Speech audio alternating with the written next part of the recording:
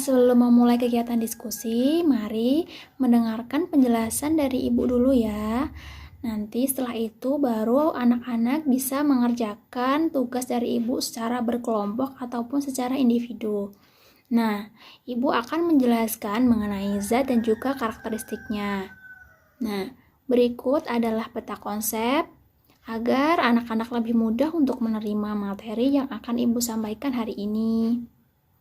Berdasarkan peta konsep tersebut, pada materi kali ini kita akan membahas mengenai 3 subbab, yaitu ada pengertian zat, sifat zat, dan juga materi. Nah, untuk zat itu sendiri dibagi menjadi 3, yaitu ada zat padat, zat cair, dan juga zat gas. Kemudian yang kedua yaitu ada sifat zat. Sifat zat itu dibagi menjadi 2 ya, yaitu ada sifat fisika dan juga sifat kimia. Kemudian yang terakhir yaitu ada materi. Materi dibagi menjadi 3, yaitu ada zat tunggal, campuran, dan juga molekul. Nah, untuk zat tunggal dia masih dibagi menjadi 2, yaitu ada unsur dan juga senyawa. Kemudian yang kedua yaitu ada campuran. Campuran dibedakan menjadi 2 ya, yaitu ada campuran homogen dan juga heterogen. Dan yang terakhir yaitu mengenai molekul. Zat merupakan segala sesuatu yang memiliki volume dan juga memiliki massa. Jadi, segala sesuatu yang memiliki volume dan juga massa dapat dikatakan menjadi suatu zat. Nah, zat itu sendiri dibagi menjadi 3, yaitu ada zat padat, zat cair, dan juga zat gas. Nah, ketiga zat tersebut memiliki karakteristik yang berbeda-beda. Untuk zat padat, dia memiliki bentuk dan volume tertentu dengan jarak antar partikel yang rapat, sehingga partikelnya tidak dapat bergerak bebas. Nah, jadi zat padat itu memiliki bentuk yang tetap atau tidak mudah untuk berubah-ubah bentuk. Sedangkan pada zat cair, dia memiliki bentuk yang tidak tetap atau bergantung pada wadah itu sendiri. Kemudian memiliki jarak antar partikel yang lebih renggang dibandingkan dengan zat padat, sehingga partikelnya itu dapat bergerak dengan bebas. Nah, zat cair itu dapat dengan mudah untuk berubah-ubah bentuk. Contohnya itu ada air. Kemudian yang terakhir yaitu ada zat gas. Nah, untuk zat gas dia itu tidak mempunyai bentuk dan volume yang tetap atau tertentu. Nah, dia itu memiliki jarak antar partikel yang sangat renggang, sehingga partikelnya dapat bergerak dengan bebas atau lebih bebas dibandingkan dengan zat cair. Contohnya itu ada balon udara seperti yang telah Ibu sebutkan tadi ya. Nah, yang selanjutnya itu ada sifat-sifat zat. Sifat zat dibagi menjadi 2, yaitu ada sifat fisika dan juga sifat kimia. Untuk sifat fisika merupakan sifat yang tidak menunjukkan adanya perubahan zat penyusun tersebut. Contohnya ada warna dan juga bau dari zat. Kemudian ada sifat fisika. Sifat fisika merupakan sifat yang menunjukkan adanya perubahan zat penyusun. Contohnya ada mudah meleleh, mudah terbakar.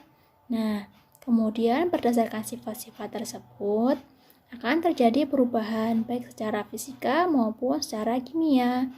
Untuk perubahan fisika yaitu perubahan yang tidak membentuk zat baru. Contohnya itu ada air. Ketika dimasukkan ke dalam freezer dia akan berubah menjadi padatan es. Nah, kemudian ada perubahan kimia, yaitu perubahan yang membentuk zat baru. Contohnya ketika kayu dibakar, dia akan berubah bentuk menjadi abu ataupun arang. Materi merupakan segala sesuatu yang memiliki volume atau menempati ruang dan juga memiliki massa, sehingga suatu materi dapat dikatakan menjadi materi ketika memenuhi 2 syarat tersebut. Nah, kemudian materi itu dibagi menjadi 2, yaitu ada zat tunggal dan juga campuran. Zat tunggal merupakan materi yang memiliki susunan partikel yang tidak mudah untuk berubah serta komposisinya yang tetap. Nah, kemudian zat tunggal dibagi menjadi 2, yaitu adalah unsur dan juga senyawa. Unsur merupakan zat tunggal yang tidak dapat diuraikan lagi menjadi zat yang lebih sederhana. Nah, kemudian ada senyawa. Senyawa merupakan zat yang terdiri dari dua atau lebih unsur yang berbeda. Nah, berikut ada beberapa contoh dari unsur, yaitu yang pertama ada emas dengan lambang AU, kemudian ada besi dengan lambang Fe, dan juga ada natrium dengan lambang Na. Berdasarkan 3 contoh yang telah Ibu sebutkan tadi, itu ada lambang unsur. Nah, untuk lambang unsur itu penulisannya itu ada aturannya. Nah, yang pertama yaitu dia itu diawali dengan huruf kapital dari awal atau nama depan unsur. Kemudian yang kedua yaitu diikuti dengan huruf kecil di belakang dari huruf kapital nama unsur tersebut. Contohnya itu ada hidrogen dan juga argon. Untuk hidrogen, dia unsurnya diberi lambang H. Kemudian untuk argon, dia diberi lambang AR, yaitu dengan A besar atau huruf kapital dengan diikuti huruf R kecil di belakang A ya. Nah, kemudian ada sistem periodik unsur. Sistem periodik unsur merupakan tabel dari kumpulan unsur-unsur yang ada di alam. Nah, di dalam tabel sistem periodik unsur tersebut terdapat 18 golongan unsur.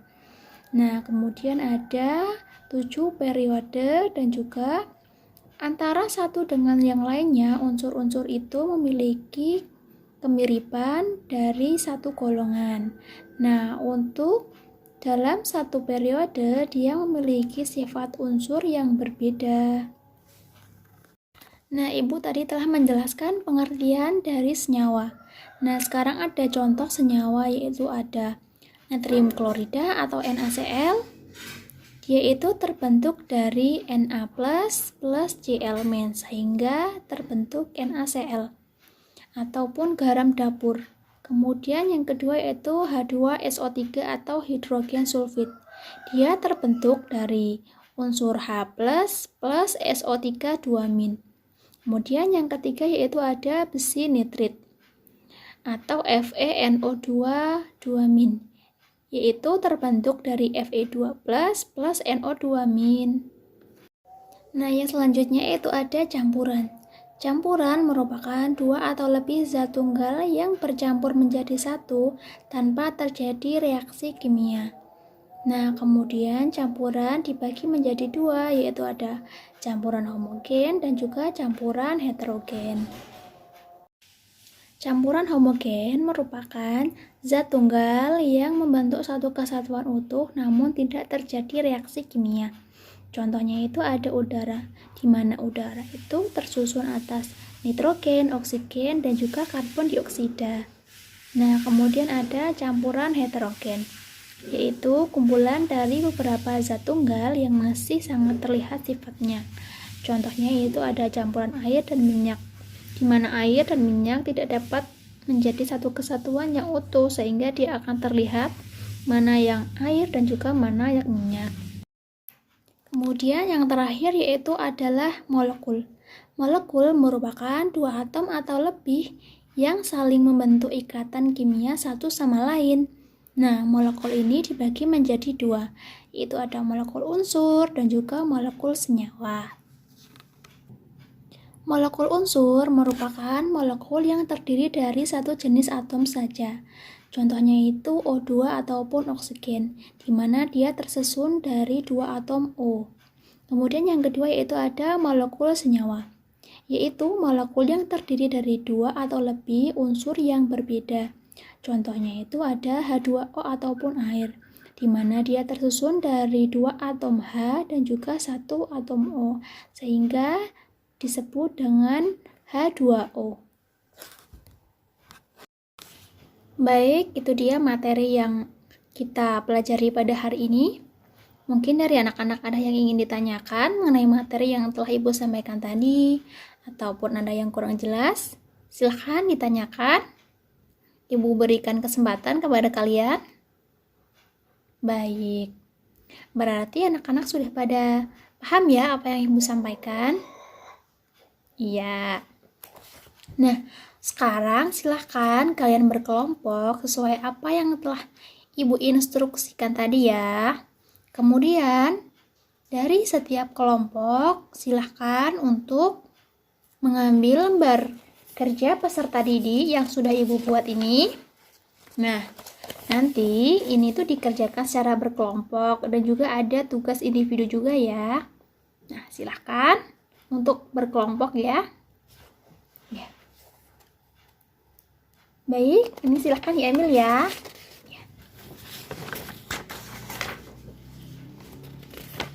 Nah, silahkan dikerjakan tugas Ibu secara berkelompok.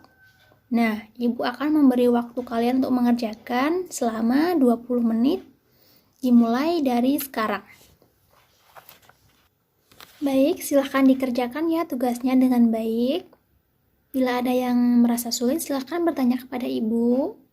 Kemudian Ibu memberikan kesempatan kepada kalian untuk membuka buku LKS, buku paket, dan juga silahkan bila memang merasa membutuhkan referensi lebih bisa pergi ke perpustakaan ya. Silahkan. Anak-anak, waktunya sudah habis ya. Ini sudah 20 menit loh. Iya. Ya, silahkan sekarang untuk kembali ke tempat duduk masing-masing ya. Nah, sekarang Ibu akan menunjuk beberapa kelompok untuk dapat mempresentasikan hasil diskusi dengan kelompoknya tadi ke depan agar yang lainnya bisa mendengarkan hasil diskusinya ya. Nah, untuk kelompok yang akan maju ada 4 kelompok. Nah, itu akan Ibu acak ya. Jadi persiapkan dengan baik ya. Iya. Untuk kelompok yang akan maju ada 4, yaitu yang pertama ada kelompok Mbak Winda, Mas Randy, Mbak Sani, dan juga yang terakhir yaitu ada kelompoknya Mas Taufik. Ya, silakan perwakilan kelompok untuk maju ke depan dan memaparkan hasil diskusinya ya. Kemudian setelah keempat kelompok ini maju, silakan anak-anak yang tidak maju atau tidak presentasi untuk bertanya apabila ada yang ditanyakan atau ada sesuatu yang ingin didiskusikan bersama-sama ya. Berdasarkan kegiatan diskusi hari ini, Ibu lihat anak-anak itu sudah mampu untuk memahami materi, zat dan karakteristiknya yang telah Ibu sampaikan tadi. Nah, terima kasih Ibu ucapkan kepada anak-anak karena telah mengikuti kegiatan pembelajaran hari ini dengan baik.